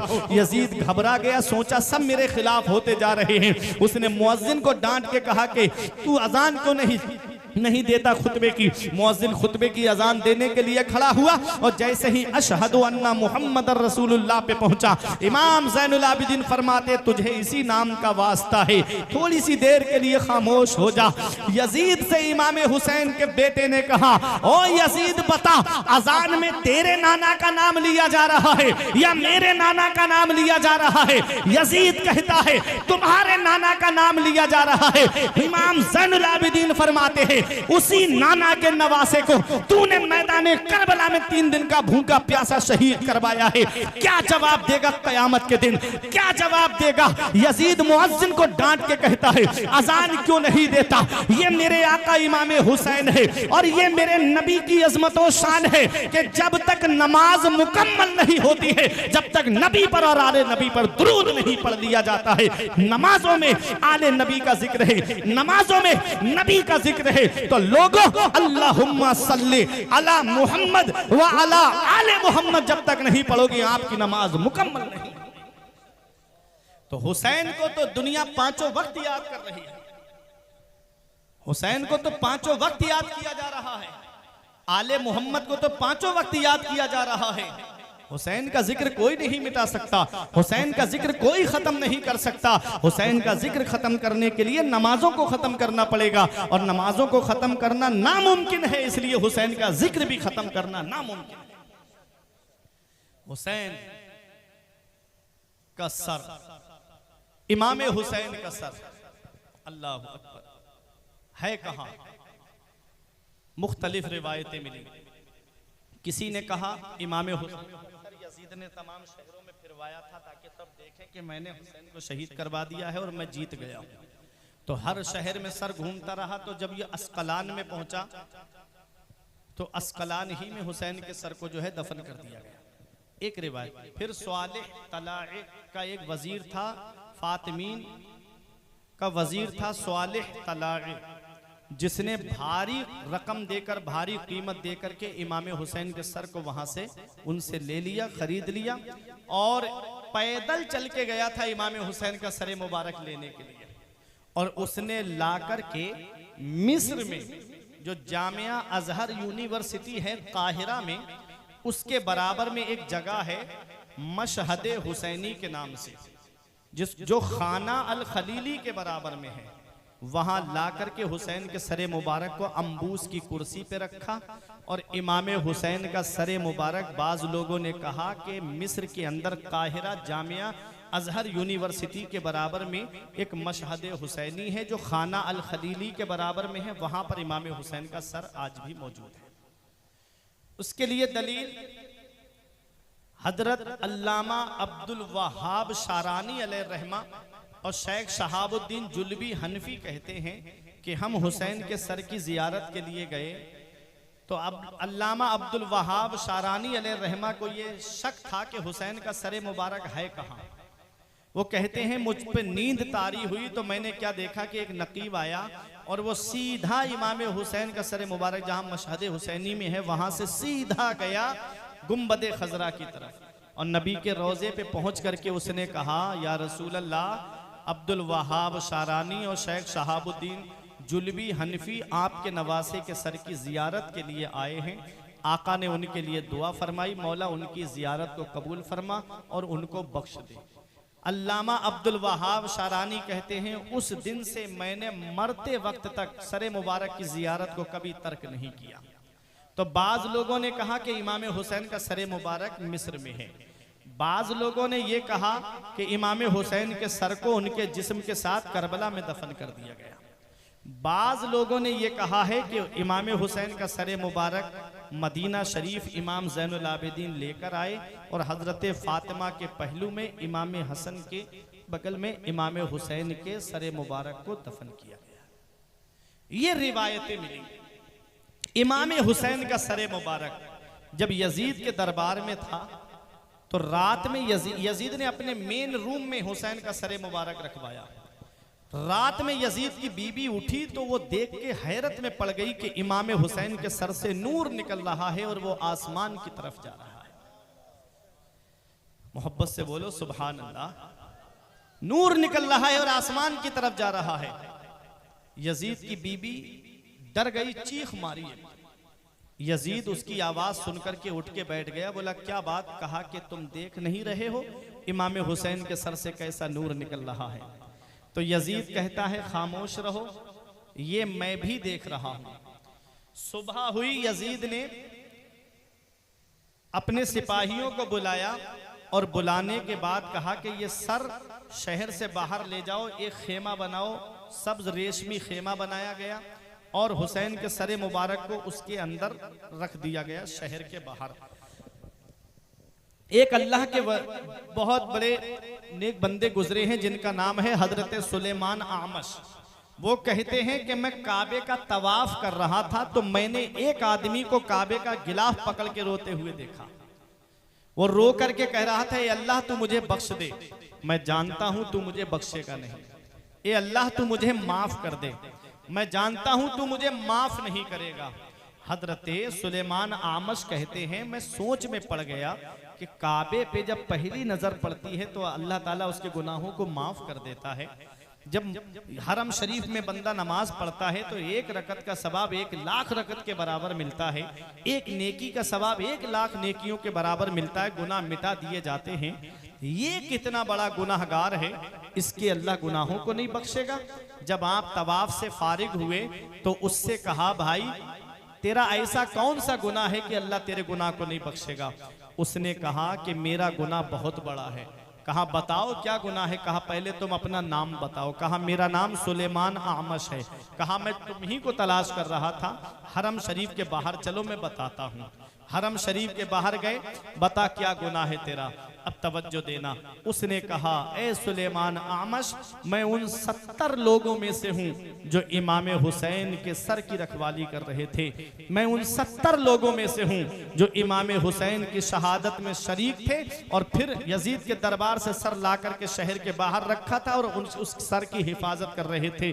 उसने कहा सुलेमान आमश सुनो, मैं जब सर की रखवाली कर रहा था मेरे सारे साथी सो गए, मैं भी सो गया, लेकिन मैं बेदार हो गया, मैं जाग गया। मैंने क्या देखा, आसमान से एक बादल का टुकड़ा आया, उसमें से परों जैसी आवाजें आ रही थी। जमीन से आकर के मिल गया, उसमें से एक नकीब निकला, उसने कालीनें बिछाई, उसने कुर्सियां लगाई और लगाने के बाद खड़ा हो गया।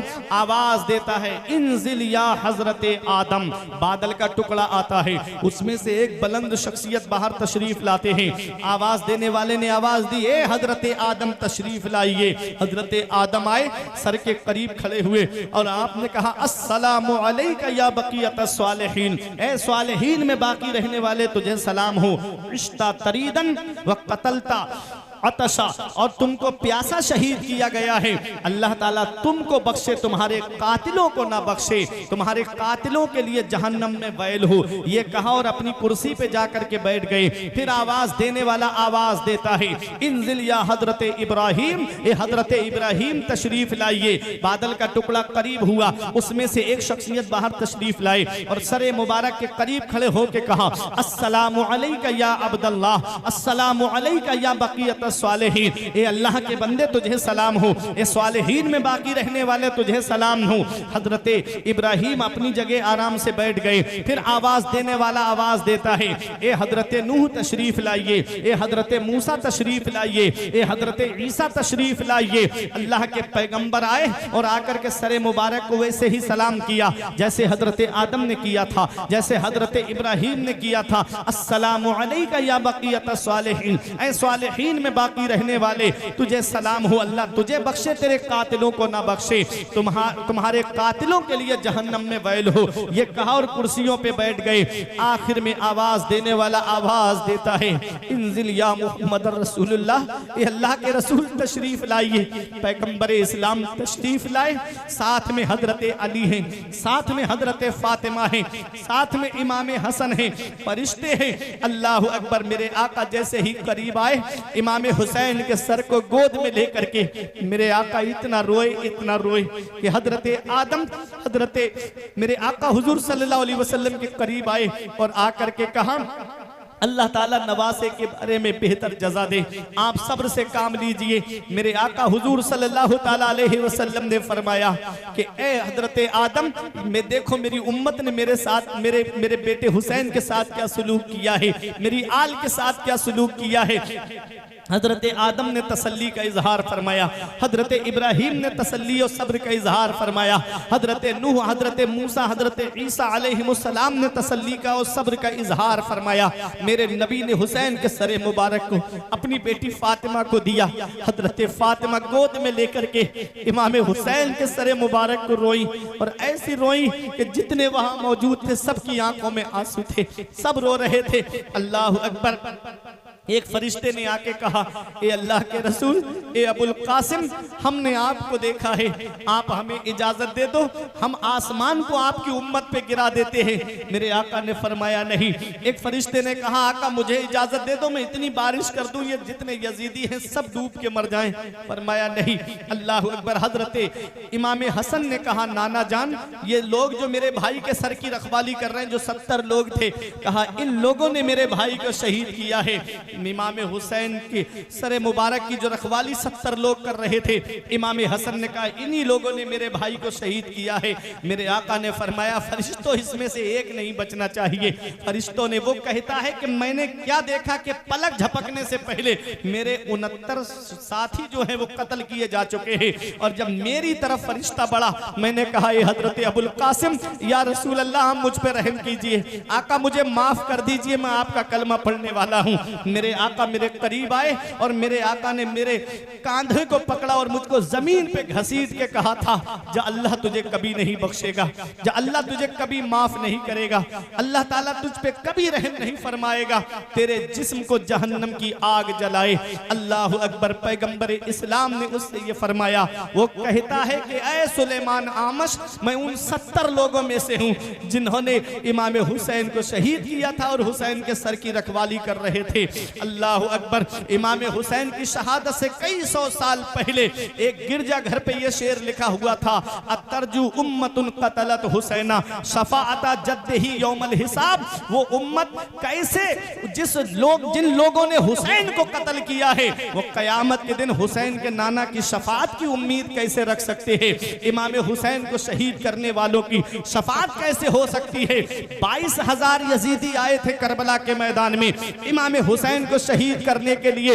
मेरे आका हुजूर सल्लल्लाहु अलैहि वसल्लम पर वही आई, मेरे रब ने इरशाद फरमाया, मैंने हजरते जकरिया के बेटे यहया की शहादत के बदले में 70,000 को मारा था, आपके नवासे की शहादत के बदले में, आपके नवासे के कत्ल के बदले में 70,000 और 70,000 को मारूंगा।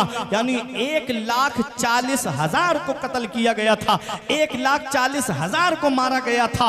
22,000 आए थे यजीदी, लेकिन बदला 1,40,000 से लिया गया था। जो राजी थे हुसैन की शहादत से उनको भी नहीं छोड़ा गया।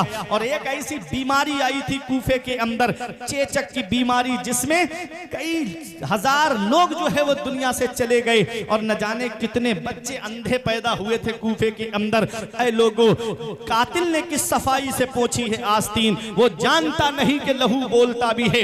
यजीदियों ने क्या सोचा कि हमने हुसैन को शहीद कर दिया तो अब हुसैन का नाम मिट गया, अब कोई हुसैन को याद करने वाला नहीं होगा, अब कोई हुसैन को पुकारने वाला नहीं होगा। उन्हें क्या पता फानूस बन के जिसकी हिफाजत हवा करे, वो शम्मा क्या बुझे जिसे रोशन खुदा करे। नूर हक इस्लाम है उसको बुझा सकता है कौन, जिसका हामी हो खुदा उसको मिटा सकता है कौन। इमाम हुसैन के एक बेटे इमाम ज़ैनुल आबिदीन है जिन्होंने फरमाया मुझे मदीना पहुंचाया जाए। नोमान बिन बशीर के साथ में तकरीबन 3,000 लोगों के साथ कर दिया और ये काफिला मदीने शरीफ पहुंच रहा है। दिल पे हाथ रख के सोचना जरा पठाननपुर वालों, जब ये काफिला मदीने से चला था, मक्के आया था, और जब मक्के से करबला आया था तो हुसैन के साथ में किस शान से ये काफिला आया था। और आज जब ये काफिला मदीने में पहुंच रहा है तो सोचो कैसे किस हाल में ये काफिला पहुंच रहा है। जब हजरत उम्मे सलमा को पता चला होगा क्या बीती होगी हजरत उम्मे सलमा के दिल पर। खुद पैगंबर इस्लाम को हजरत उम्मे सलमा ने हुसैन की शहादत के दिन ख्वाब में देखा। अर्ज किया या रसूल अल्लाह, याद परेशानी का आलम कैसे है। तो मेरे आका ने फरमाया उम्मे सलमा, मेरे बेटे हुसैन को मैदान करबला में शहीद कर दिया गया है। हजरत अब्दुल्ला इब्ने अब्बास कहते मैं आशूरा के दिन थोड़ी देर के लिए लेट गया, मैंने आका को ख्वाब में देखा, आका परेशान हाल थे, आका के हाथ में एक शीशी थी जिसके अंदर खून जमा था। मैंने अर्ज किया या रसूल अल्लाह, मेरे माँ बाप आपकी अजमत पे कुर्बान हो, आका ये परेशानी का आलम कैसे और आपके दस्ते मुबारक में ये खून की शीशी कैसे। तो मेरे आका ने फरमाया आज मेरे बेटे हुसैन को करबला के मैदान में शहीद कर दिया गया है, मैं सुबह से हुसैन और उनके साथियों का खून इस शीशी में जमा कर रहा हूँ। पैगंबर इस्लाम को कितनी तकलीफ पहुंची होगी, मेरे आका को कितनी तकलीफ पहुंची होगी। अरे मेरा नबी तो वो है कि जब जंगे बदर में 70 कैदी गिरफ्तार करके लाए गए, सगे चचा उसमें हजरत अब्बास मौजूद थे, जब उनके बंद कस के बंधे हुए थे, मस्जिद नबवी के सहन में लेटे हुए थे। रात में आका ने उनके करहने की आवाज सुनी, आका बाहर तशरीफ लाए, फरमाया मेरे साहब सहाबा इनके बंद खोल दो, इनके कराहने से मुझे तकलीफ पहुंच रही है, इनके रोने से मुझे तकलीफ पहुंच रही है। तो जरा दिल पे हाथ रख के सोचो, जब काफिरों के रोने से आका को तकलीफ पहुंचे, जब हुसैन को शहीद किया गया होगा तो मेरे नबी को कितनी तकलीफ पहुंची होगी। जब इमाम हुसैन के गर्दन पे खंजर चला होगा तो मेरे नबी के दिल पे क्या बीती होगी। पैगंबर इस्लाम को कितनी तकलीफ पहुंची होगी। अतरजू उम्मतुन कतलत हुसैना शफाअता जद्दिही यौमल हिसाब। जिन लोगों ने हुसैन को शहीद किया है वो हुसैन के नाना की शफाअत की उम्मीद कैसे रखते हैं। अल्लाह अकबर। ये काफिला जब मदीने शरीफ में पहुंचा, हुसैन के भाई मोहम्मद बिन हनफिया जो मैदान करबला नहीं आए थे, मौला अली की दूसरी बीबी से वो थे, हुसैन के सौतेले भाई थे, पूछ रहे इमाम हुसैन के भाई दौड़ते हुए आए और इमाम ज़ैनुल आबिदीन को सीने से लगा लिया। अल्लाह अकबर। मदीने शरीफ के अंदर जब हजरत ज़ैनब पहुंची, सीधी नाना के रोजे पर पहुंची, या रसूल अल्लाह, आपकी उम्मत ने आपके नवासे को शहीद कर दिया। या रसूल अल्लाह, नाना जान, आपका कलमा पढ़ने वालों ने आपके नवासे को मैदान करबला में शहीद कर दिया। अल्लाह अकबर। पैगंबर इस्लाम के रोजे पे पहुंचे, इमाम ज़ैनुल आबिदीन मदीने की सरजमीन पर आए और आए करके इमाम ज़ैनुल आबिदीन ने पूरी जिंदगी कभी आप मुस्कुराए नहीं, पूरी जिंदगी कभी हंसे नहीं। इमाम ज़ैनुल आबिदीन कभी ठंडा पानी नहीं पिया। इमाम ज़ैनुल आबिदीन ने जब जब पानी सामने आता इतना रोते रोते आंखों से आंसू टपकने लगते। इमाम ज़ैनुल आबिदीन एक बार रास्ते से गुजर रहे थे, एक आदमी अपने बकरे को ज़िबा कर रहा था। पूछा क्या इसे कुछ खिला पिला लिया? कहा वो हुजूर 3 दिन से खिला पिला रहा हूँ। आप रोने लगे, एक तू है कि तू इस जानवर को 3 दिन से खिला पिला करके ज़िबा कर रहा है, और एक वो जालिम यजीद थी जिन्होंने मेरे बाबा को 3 दिन भूखा प्यासा मैदान करबला में शहीद कर दिया। ये इमाम ज़ैनुल आबिदीन है। मदीने शरीफ में आने के बाद आपने 2 काम किए थे। एक आपने मदरसा खोला था और एक आपने लंगर खाना खोला था। मदरसे में नाना की हदीस का दर्स देते थे, मदरसे में नाना की हदीस पाक को पढ़ करके सुनाते थे, मदरसे में कुरान का दर्स दिया करते थे। लोगों, मदरसों की तरफ तवज्जो दिया करो। हुसैन के बेटे ने सबसे पहला काम मदरसा किया है, मदरसा खोला था आकर के। मदरसे तुम्हारी जरूरतों का नाम है, मदरसे तुम्हारी उमंगों का नाम है। जिस दिन ये मदरसे बंद हो गए उस दिन मुसल्ले खाली रह जाएंगे, इमाम तक नसीब नहीं होंगे। जिस दिन मदरसे बंद हो गए उस दिन नमाज जनाजा पढ़ाने वाला कोई तुमको आलिम नसीब नहीं होगा। जिस दिन मदरसे बंद हो गए उस दिन खिताब सुनाने के लिए जिम्मेदार आलिम तक तुमको नसीब नहीं होगा। इसलिए जलसों को हल्का कर दो, मदरसों को मजबूत करो। मत बुलाओ जलसों के अंदर 4-5 खतीबों को, एक आदमी की तकरीर को सुन लो और एक खतीब का पैसा बचा करके मदरसे में लगा दो। एक बच्चा भी अगर आपके पैसे से आलिम या हाफिज बन गया तो याद रखना कयामत में वो तुमको बख्शवाने के लिए काफी हो जाएगा। आज मदरसे हमने वीरान कर दिए और आज हम इधर उधर कामों में पैसे ज्यादा खर्च कर रहे हैं। हुजूर नजीब मिल्लत ने महररा शरीफ से फरमाया था, हुजूर रफीक मिल्लत का पैगाम दिल की तख्ती पे लिख के ले जाओ कि जलसे हल्के करो, मदरसे मजबूत करो। जब मदरसे मजबूत होंगे तो तुमको आलिम भी मिलेंगे, जिम्मेदार इमाम भी तुमको मिलेंगे। सुनो, दूसरा काम, आपने लंगर खाना खोला और लंगर खाना खोला, उस लंगर पर गरीब खाना खा के जाते थे, यतीम खाना खा के जाते थे, परेशान हाल आते खाना खा के जाते। एक दिन लंगर पे ऐसा आदमी आ गया जिसने इमाम हुसैन के सीने में नेजा मारा था। उधर मुख्तार तलाश कर रहा था जिन्होंने इमाम हुसैन को शहीद किया था, उन लोगों को एक भाग के मदीने में आ गया और आया भी तो इमाम हुसैन के बेटे के लंगर पे। आज हमारे बाप का कातिल हमारे सामने आ जाए, हम उसे जिंदा छोड़ेंगे? पता चल जाए कि इसने मेरे बाप को कत्ल किया है, क्या हम छोड़ेंगे?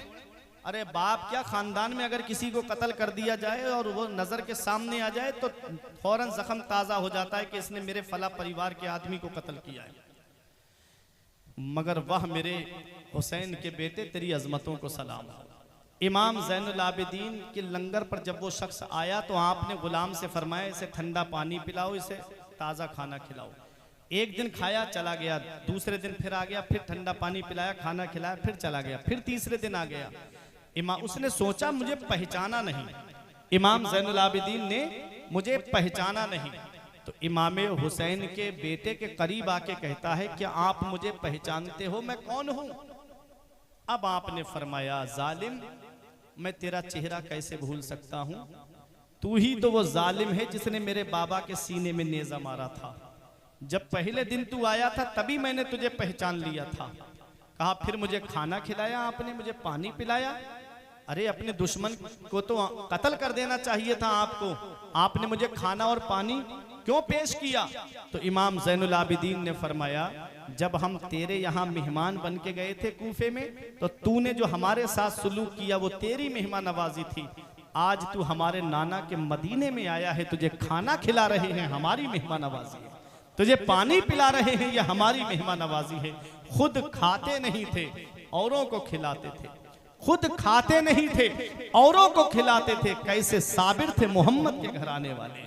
खाते हैं तेरे दर का, पीते हैं तेरे दर का, पानी है तेरा पानी, दाना है तेरा दाना।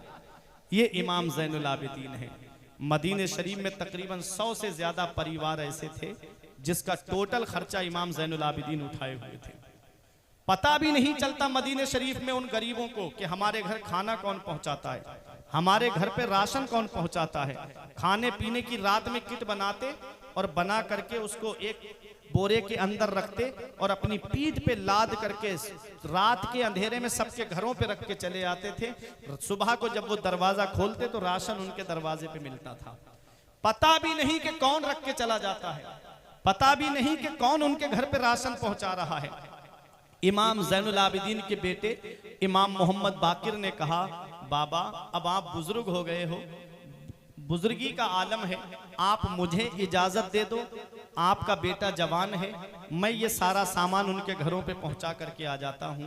तो इमाम ज़ैनुल आबिदीन ने फरमाया, बेटा अगर मैं तुझे ये सामान रखने के लिए भेजूंगा तो मुझे उन लोगों के नाम भी तुझे बताना पड़ेंगे, और मैं नहीं चाहता कि किसी मुसलमान का नाम जाहिर हो जाए कि मदीने में फला परिवार गरीब का है। मैं नहीं चाहता कि उनके बारे में किसी को पता चले कि ये गरीब का परिवार है। नाम भी नहीं बताया। और आज हम 10 रुपए देते हैं तो मस्जिद में इमाम साहब के पास 2-3 बार आएंगे, अरे ऐलान क्यों नहीं लगाया हमारे नाम का, पता चलना चाहिए गांव वालों को कि मैंने 10 रुपए दिए हैं। अगर कोई 100 रुपए दे देता है तो बार बार 2-3 चौराहों पे जाके जिक्र करता है, मैंने पैसे दिए हैं मदरसे में, मैंने पैसे दिए हैं मस्जिद में। ये हुसैन का बेटा है कि 100 से ज्यादा परिवारों को अकेले संभाले हुए हैं, और उनको पता भी नहीं कि मेरे घर राशन कौन पहुंचा रहा है, उनको पता भी नहीं कि हमारे घर पे खाने पीने का सामान कौन पहुंचा रहा है। आज हमारा हाल ये है कि अगर हम किसी को एक तेल की बोतल भी देते हैं तो पहले फोटो खींच के उसका इंटरनेट पे डालते हैं। लॉकडाउन में नहीं देखा था कोई केले दे रहा है तो फोटो खींच के फेसबुक पे डाल रहा है। तुमने नहीं देखा था कि यूट्यूब पे कैसे तशहीर गरीबों की जा रही थी। कोई नेता ला करके थोड़ा सा राशन भी दे रहा है तो वो गरीब औरत नकाब की हालत में बीच में खड़ी है, सारे नेता लोग लाइन से खड़े हैं कि इस गरीब की मदद कर रहे हैं। ये मदद नहीं है, ये गरीब की गुर्बत का मजाक उड़ाना है, ये गरीब की गुर्बत की हंसी बनाना है। ऐ लोगों देखो मदद कैसे की जाती है। इमाम ज़ैनुल आबिदीन ने कैसे मदद की, उनके नाम नहीं बताए इमाम ज़ैनुल आबिदीन ने। जब आपका इंतकाल हुआ तो आपकी पीठ पर बोरी के निशान पड़े हुए थे। पूछा ये निशान कैसे हैं? तब इमाम ज़ैनुल आबिदीन के बेटे इमाम मोहम्मद बाकिर ने बताया था कि रात में मेरे बाबा गरीबों के घरों पे खाने पीने का सामान पहुंचा के आते थे, बोरी लाद के लेकर के जाते थे। ये निशान उन्हीं का है। खुद खाते नहीं थे, औरों को खिलाते थे। कैसे साबिर थे मोहम्मद के घर आने वाले। यही हुसैन का एक बेटा करबला के मैदान से वापस आया है। उधर तारीख उठा के देखो, यजीद के 14 बेटे और 6 बेटियां तारीख में बताई जाती है। पूरी दुनिया का सर्वे कर लो, 14 बेटों वाला यजीद मर गया और हुसैन का एक बेटा करबला के मैदान से वापस आया है। आज दुनिया का कोई कोना ऐसा नहीं है जहां मेरे हुसैन की नस्ल मौजूद नहीं है, जहां सैयद मौजूद नहीं है, जहां आले रसूल मौजूद नहीं है। उधर ना तीर ना खंजर कमान बाकी है, इधर हर एक दहन में जुबान बाकी है। अजीब जंग है वो जंगे करबला जिसमें हुआ जो कत्ल वही खानदान बाकी है। अजीब जंग है वो जंगे करबला जिसमें हुआ जो कत्ल वही खानदान बाकी है। एक बेटा करबला के मैदान से वापस आया, पूरी दुनिया में हुसैन की नस्ल है। बगदाद में देखो तो हुसैन की नस्ल मौजूद है, अजमेर में देखो तो मेरे हुसैन की नस्ल मौजूद है, कलियर शरीफ में देखो तो हुसैन की नस्ल मौजूद है, देवा शरीफ में देखो तो मेरे हुसैन की नस्ल मौजूद है। अरे बहराइच की सरजमीन पर देखो तो सैयदों की शक्ल में मेरे हुसैन की नस्ल मौजूद है। बिलग्राम की सरजमीन पे देखो तो मेरे हुसैन हुसैन की नस्ल मौजूद है। महरैरा की सरजमीन पर देखो तो मेरे हुसैन की नस्ल मौजूद है। मसौली की सरजमीन पर देखो तो मेरे हुसैन की नस्ल मौजूद है। हुसैन से जो मिली है उड़ान रखते हैं, हम अपने पांव तले आसमान रखते हैं। और यजीद जैसे भिखारी की हैसियत क्या है, हुसैन सबसे बड़ा खानदान रखते हैं। कुल्ला अस्अलुकुम अलैहि अजरा इल्लल मवद्दता फिल कुर्बा। ए महबूब अपने उम्मतियों से फरमा दो जो इस्लाम मैंने पहुंचाया है मुझे उसका बदला नहीं चाहिए। इल्लल मवद्दता फिल कुर्बा, मुझे कुछ देना चाहते हो तो मेरे अहले बैत से मोहब्बत करो, मेरे घर वालों से मोहब्बत करो, मेरे अहले बैत से प्यार करो। क्या बात रजा, उस चमनिस्तान करम की ज़हरा है कली जिसमें हुसैन और हसन फूल। परवरदिगार आलम की बारगाह में दुआ है कि मेरे कुछ अर्ज करने में सबकत लिसानी की वजह से या बतकाज़ा बशरियत कोई गलती हो गई हो तो मौला मुझे माफ़ फरमाए। अस्तगफिरुल्लाह रब्बी मिन कुल्ले ज़ंबिन व अतूबु इलैहि। कलमा तय्यब पढ़े मेरे साथ मिलकर के, ला इलाहा इल्लल्लाहु मुहम्मदुर रसूलुल्लाह सल्लल्लाहु ताला अलैहि वसल्लम। ये ज़िंदगी सवारी दिलशाद कीजिए, लम्हात ज़िंदगी के ना बर्बाद कीजिए। जब मकसद हयात इबादत खुदा की है, पढ़िए नमाज, मस्जिदें आबाद कीजिए। सभी के सामने एक दिन ज़रूर आता है ये हुस्न